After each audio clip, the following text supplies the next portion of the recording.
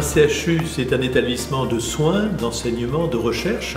Et la recherche, ça veut dire mieux soigner demain, mais aussi d'une certaine façon mieux soigner aujourd'hui, parce que les bonnes pratiques de recherche infiltrent la qualité de la prise en charge aujourd'hui dans les services. Et c'est vrai en cardiologie, puisque c'est de cardiologie qu'il s'agit avec l'IHU.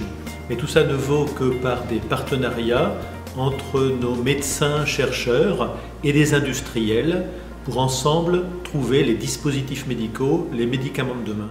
Cette signature de la première licence avec l'IHU est particulièrement emblématique. D'abord, c'est un sujet de santé publique sur lequel on a besoin d'innovation.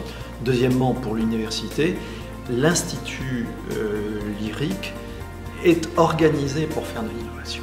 On a besoin de construire un écosystème d'innovation qui aujourd'hui est malgré tout en retard.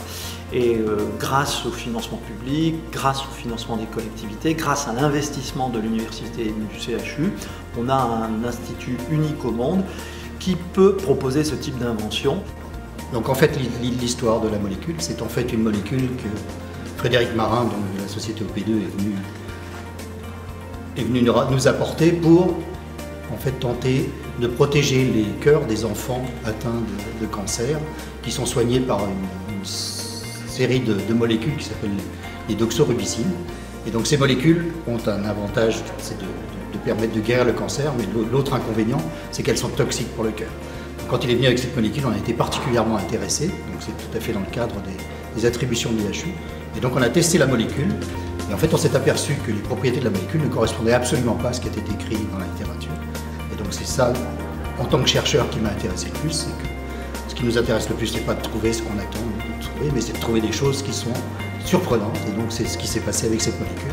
Et au final, on s'est aperçu que la molécule possède des propriétés qui sont uniques. La molécule d'OP2 a un mode d'action très original qui a été découvert à l'intérieur de cet institut de cardiologie appelé le Lyrique. Et la molécule a un intérêt assez extraordinaire, c'est qu'elle a une action extrêmement élective, comme on dit d'ailleurs en cancérologie, une thérapie ciblée sur un mode d'action dans la mitochondrie, qui est un organisme qui est à l'intérieur de chaque cellule, donc dont l'action peut être donc polymorphe. La molécule OP2 semble bloquer de façon très solide une enzyme qui permet la production de radicaux libres, dont on sait qu'elles sont par exemple un facteur de vieillissement ou un facteur d'altération cellulaire. Devant effectivement autant d'espoir relatif à une molécule portée par la société OP2, le rôle d'Aquitaine Sciences Transfert dans l'accompagnement à la fois de l'IHU Lyrique et de la société OP2, c'est de leur permettre effectivement d'avoir un cadre et une organisation qui vont leur permettre d'aller beaucoup plus loin. Et nous, notre espoir, c'est que, in fine, cette application atteigne le marché et puisse effectivement soigner des malades, tout en ayant un retour sur investissement pour toutes les parties qui auront investi sur ce dossier. Alors cet accord de licence est pour nous une étape majeure et les prochains temps vont être consacrés à la finalisation de la préclinique pour pouvoir passer à l'expérimentation chez l'humain d'ici 1 an et demi environ. Notre ambition à OP2, c'est clairement d'établir un laboratoire pharmaceutique en région Nouvelle-Aquitaine et développer plusieurs produits.